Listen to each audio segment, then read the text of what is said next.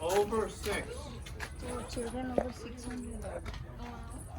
Children over 6.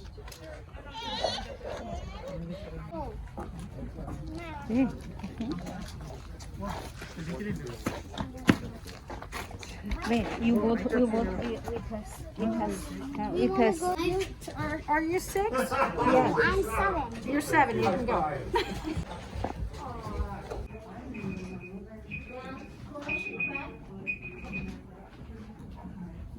The rooms are some of the rooms are kind of small, okay?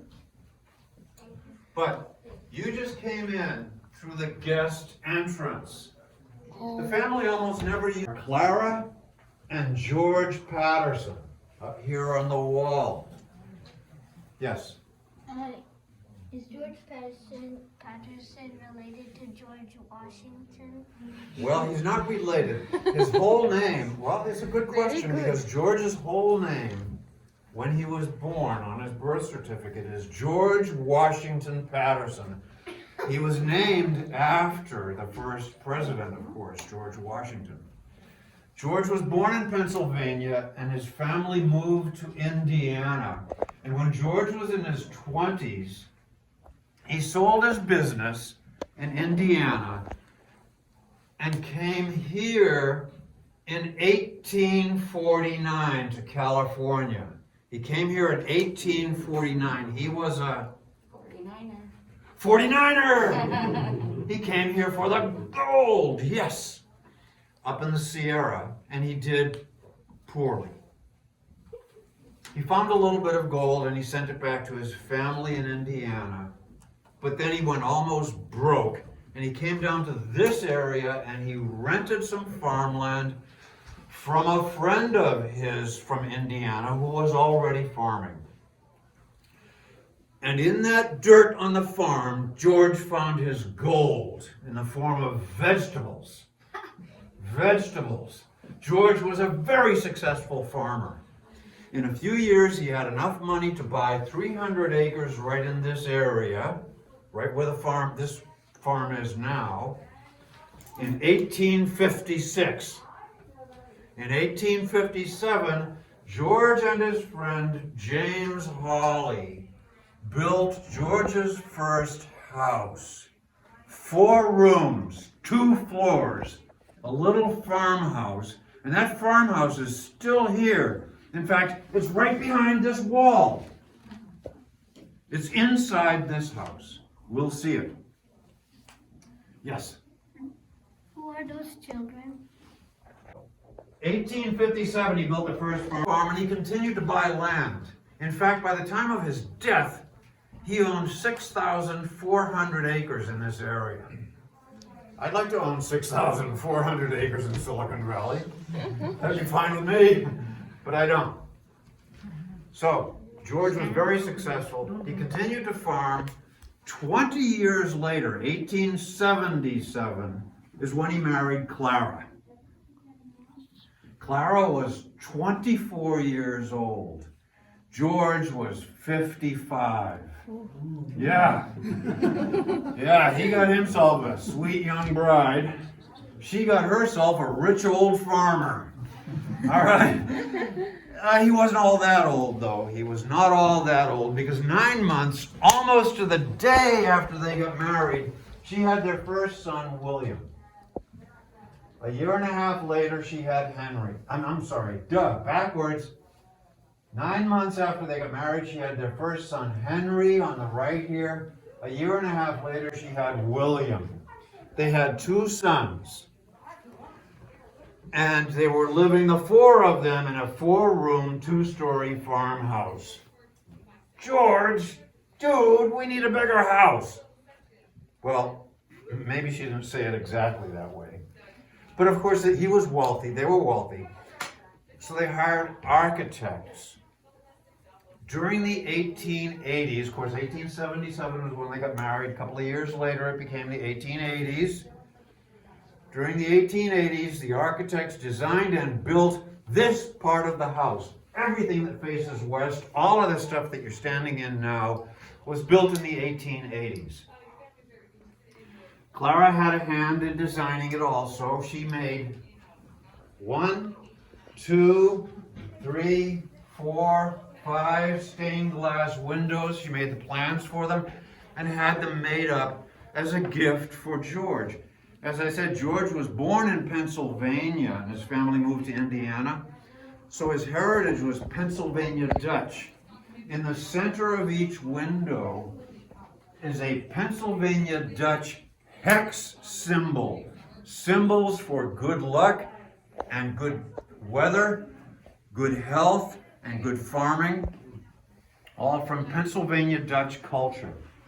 So Clara also picked the 4 different kinds of wood that are used in the inlay in the floors here.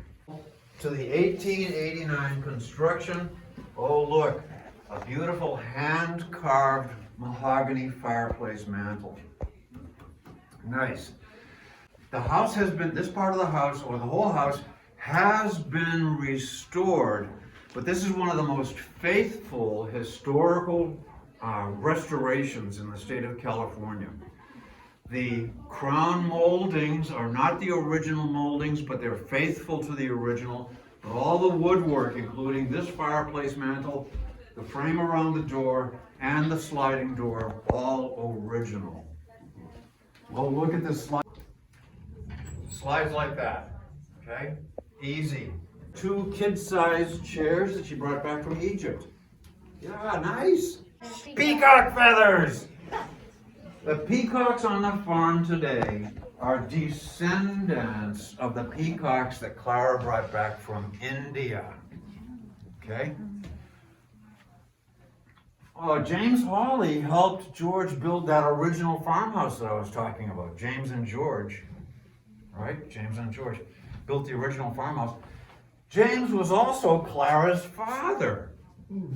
Yeah, when they were building the original farmhouse together, working together, Clara was 4 years old. George knew Clara her whole life. Now, for the young people in here, we want to set some expectations. High school graduation.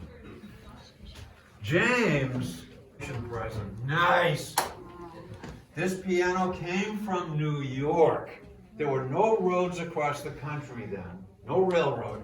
So the piano had to come by sailboat from New York all the way around South America to San Francisco, and then go to James and Clara's house by wagon. Back then, high school graduation was an even bigger deal than it is now. A high school graduate was qualified to teach elementary school back then, and that's what Clara did. Okay?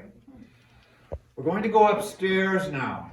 On the way upstairs, I'd like you to take note of the great big mirror here in the foyer. Okay, special note. So let's start upstairs.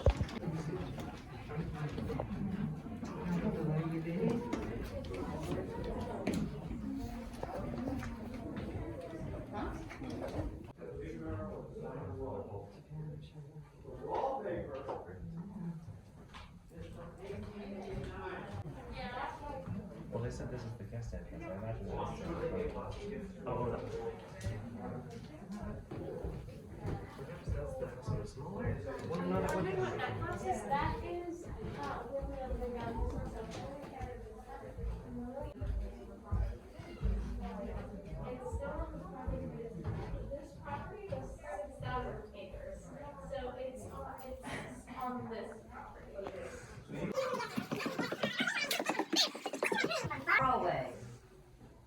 In those days, you didn't have a car because there weren't any. There weren't any. You might take Clara lived. Well, George and Clara had their very own train station. They had their very own train station. So if you were coming from far away, you might get on the train in your hometown, ride the train all the way to George and Clara's front yard, and then take a carriage from their private railway station to the guest entrance. And then you'd come into the guest parlor, and then in the evening when you were done visiting, you'd come into this guest bedroom. I would feel pretty special about that. Yeah, yes. And in the guest closet is a running water sink. That's the first time there was running water in the house. There wasn't any running water sinks in the house until 1889. While they were building all of this addition, they built a water living at home before she married George. And then after this construction began, they brought Clara's bed from her home, her family home, up here to use as the bed in the guest bedroom. Let's go this way.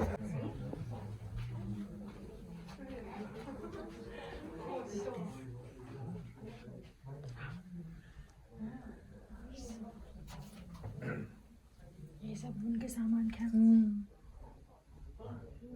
तब का shaving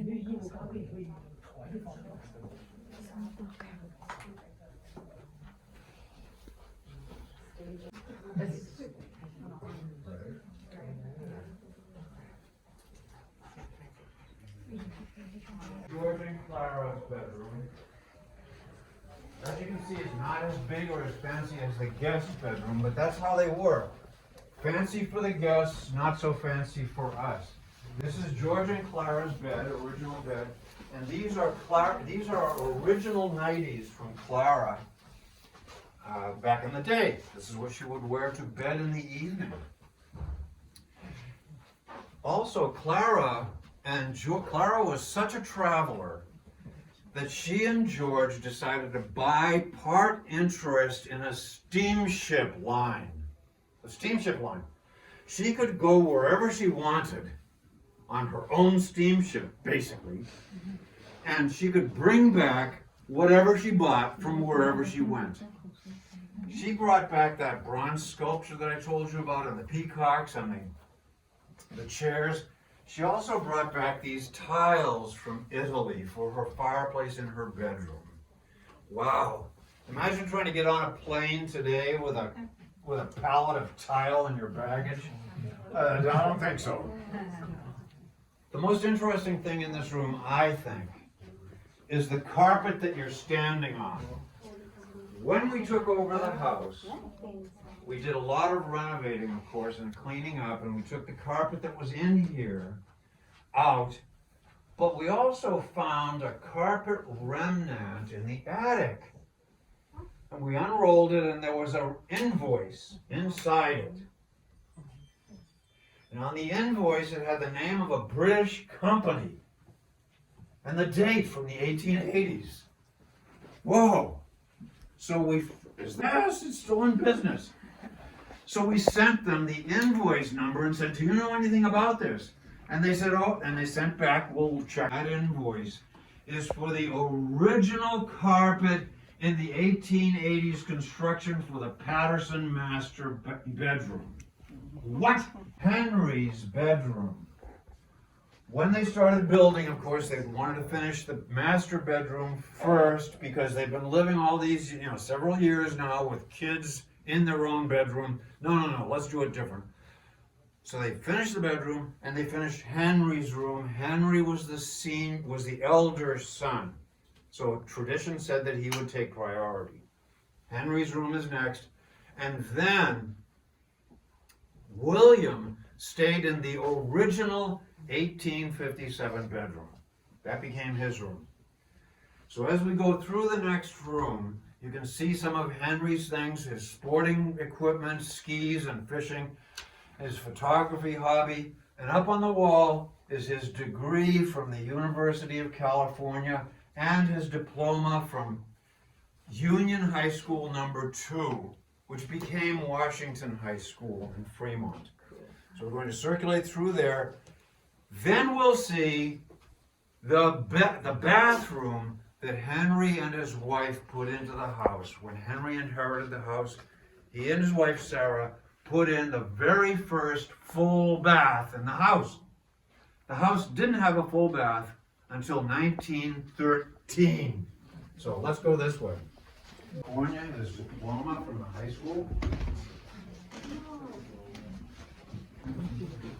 They actually had 3 daughters. They had 3 daughters.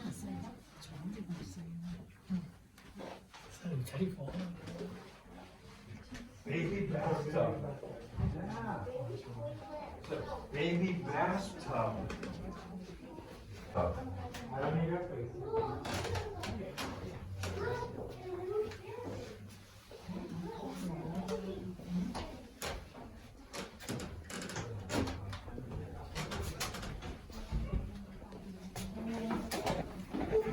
Oh, look, a baby bathtub.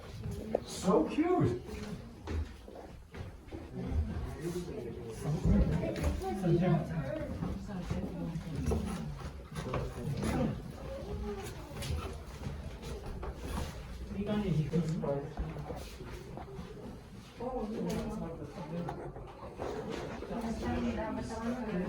Oh, look, baby bathtub. They had 3 daughters.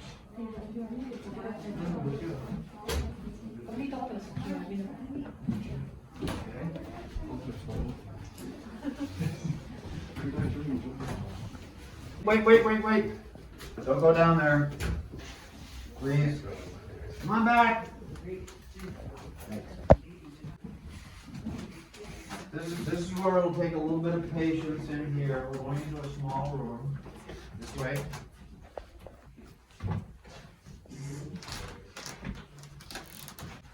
Come on in. Bedroom. In 1877, it became George and Clara's bedroom. 9 months later, it was George and Clara and Henry's bedroom. A year after that, year and a half after that, it was George and Clara and Henry and William's bedroom. George, we need a bigger house. And so they decided to build. Later, of course, later when they started building, they had their own bedroom. Henry had his bedroom. This became William's bedroom. Henry inherited the house. He and his wife Sarah started building.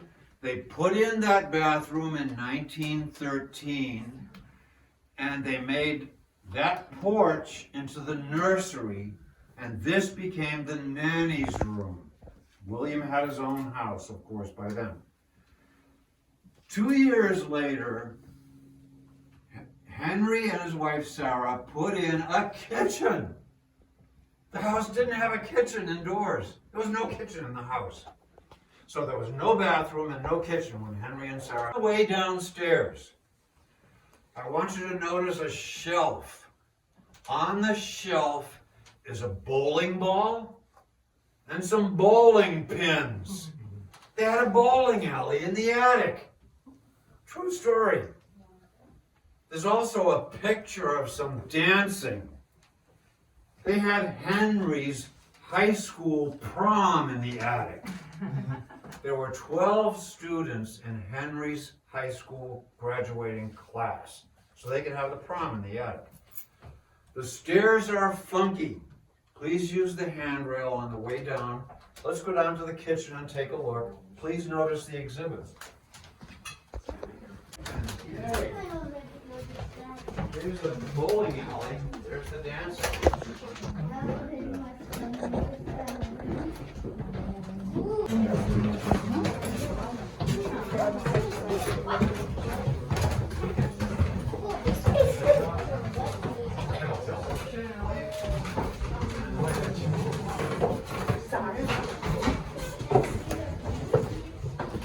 Yes, they are. Pretend they're just different props. Even the sharks, yeah, they're not real.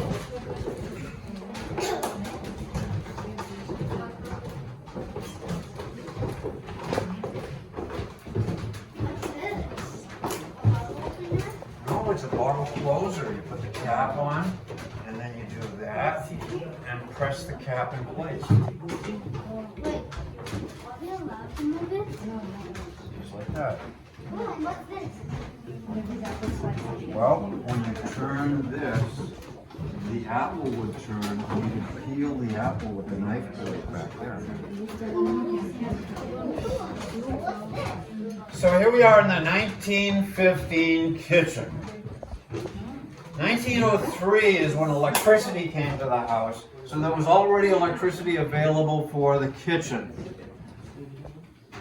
Until 1915, from 1857 to 1915, the kitchen was in the house next door. It was in a small house where the cook lived. So the cook and the kitchen lived in one building, and the family lived in the main house. And the cook would cook the food in the kitchen and bring the food into the house, into the dining room. 1915, this kitchen was completed. This stove was built right here, it was forged right here in Newark. This is a cast iron stove, wood burning, and as we can see, it's from the Wedgwood Stove Company right here in Newark, so which is no longer here. Lots of lots of kitchen implements from many different eras. Some of them are pretty interesting. In fact, all of them are pretty interesting in one way or another. But here's an example right here. In the backyard or on a farm, you'd have a cow or lots of cows. And you take milk from the cow and you separate out the cream and you put the cream in here. And once you've got it full of cream, the next thing you had to do was you had to hang onto the handle with one hand and turn the crank with the other hand gently and keep turning 45 minutes. The kid had to crank for keep cranking, 45 minutes. You had to crank and crank and keep cranking. 45 minutes it took to separate out the butter from the buttermilk. Keep cranking, 45 minutes. That's where the expression cranky kids comes from. I'm lying about that, that's not true. Take the bread out. So you had a slot where you put the bread, and you put the bread in just like this. Yay. And then you close the bread against the heater and you wait. It's toast. And you turn it around and toast the other side. Oh, so modern, wow. Okay, I'm going to go from here into the dining room. I'm going to go that way.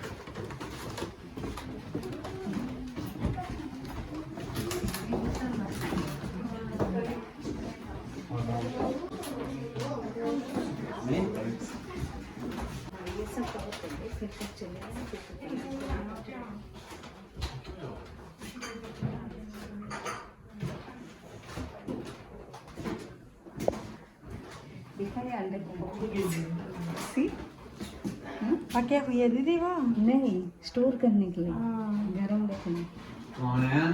या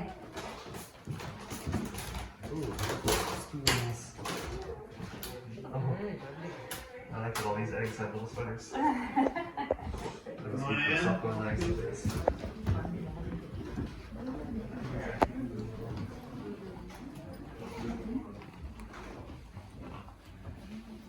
We're back in the 1857 farmhouse.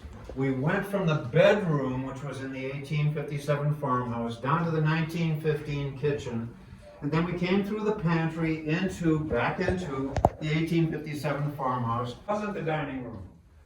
That was the dining room over there in 1857. But in 1915, when Henry and Sarah were making lots of changes, please stay this way. When they were making lots of changes, they converted that into the men's lounge. And after dinner, the men could go in there and they could smoke their cigars. Dining room, men's lounge. This became the formal dining room when they had much of the dinnerware we have is also from various generations of the Patterson family. And oh look, do you ever get crumbs around your plate when you have dinner, when you're eating? Yeah, it happens to everybody. Oh look. Just the right tool. When you get crumbs around your plate, you can scoop up the crumbs with this. Scoop the crumbs over here and put them on a tray like that. And once all the crumbs are on the tray, you're ready to get rid of them, so turn around. You get a kid and you dump the crumbs. No, that's not how they did it. They got rid of it another way. Also, the lady of the house, who's Dad? Yeah. Pictures? Okay. So the lady of the house, when it was time for dessert, would pick up her little bell and pick it up and ring it gently. Ring it. Yeah. Oh, so sweet to call the cook to serve dessert. Isn't that nice? Are you kidding? The cook couldn't hear that. The cook was out in the kitchen, 2 doors between. But it looks good, doesn't it? So sweet. So the lady of the house had a secret. Come on this way. Hang on to the chair. Right under her chin. Right there. Oh. So she could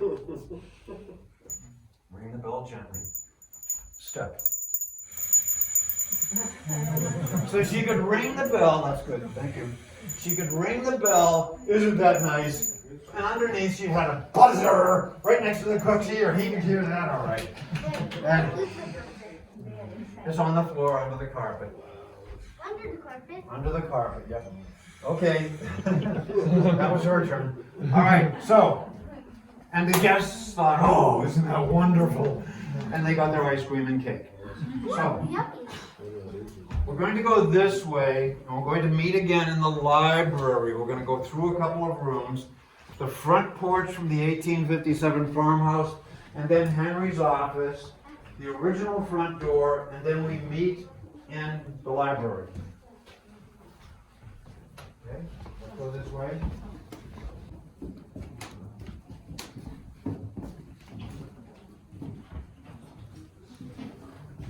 This is from me. That's sewing machine.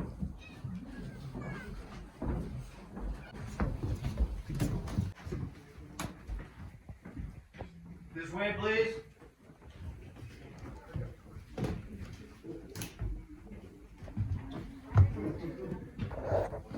So here we are in the library, the family library. Many of the books in here are George and Clara's original books. Not that they wrote, but that they owned. Some of the books here are about travel. Clara, as I said, was an inveterate traveler, so she used to do her research on travel to foreign countries before she went. And here we have a picture of Clara. It's this thing right here. This Victrola, 60 pounds, and they carried it up to the attic to play the music. And how does it work? Well, there's a crank on one side. You crank it up to wind up a big spring inside. A great big spring. Where is the spring? Once you get it wound up, toward you gently. There. Yay! Once you get it wound up, you could start the platter spinning. When you got the platter spinning, you had a needle on the end of a trumpet. No electricity. The needle would play the music into the diaphragm on the trumpet, and the trumpet would play the music down into the box. So we put the needle on the record, and we get ready to party. It's party time! Wait, how Whoa, that's not loud enough for a party. 2 hands. I need 2 hands. Pull. And that's how you made it louder. You open the doors on the box. How Hey. did it get the music? Way too loud. Make it quiet. Make it quiet. Kids these days. How Okay. does that make sound? How does it make sound? Well, that Ooh, nice. come on in. Are these Henry's? Yes. Yep. Henry and his daughters too. Wow, nice. I never seen that. Yep. That's called croquet. That's the real croquet over there for the lawn. And this is rug carpet. Family parlor. Again, just like the master bedroom, the family parlor isn't at all. But that's the only damage this house suffered in 16 rooms, including that giant mirror. That's the only instruments, or to play board games like chess or checkers or backgammon. And here we have a foot pump organ. Wow. To play the foot pump organ, to make it, you had to make it breathe. And to make it breathe, you had to step on the pedals, breathing, and then you play the notes with your fingers while the organ is breathing. Where are the pedals? The pedals are right there. Oh, aren't you stepping? Oh. That's a cousin to the foot pump organ. And this worked very much the same way. You had to make it breathe. Okay, watch out. Watch out. You had to make it breathe. Gotcha. Like that. Okay? And that's how you make it breathe and make it make sounds. These are cousins because they're both called free reed instruments. There's a third cousin, that's bigger than this and smaller than that. It's bigger than this and smaller than. To make that breathe, you put your hand on the back and you pump it and you play the notes on the front. The other name for this instrument is harmonium. This also is called a harmonium. And that cousin from halfway around the world is the most important imported instrument in Indian culture. So, cousins from around the world, right here in the Patterson's family parlor. I hope you enjoyed the tour. I had a good time. You were very attentive and very patient for such a large group. I appreciate it. On the way out, if you want to, really appreciate it. Thank you. Thank you for touring. I encourage you to tour on another day with a different tour guide, because we all work from the same pool of facts, but we don't have a script. All the tour guides talk about different stuff. So if you take it with a different tour guide, it'll sound like you're touring a different house. So I don't be reluctant to do that. It's like a.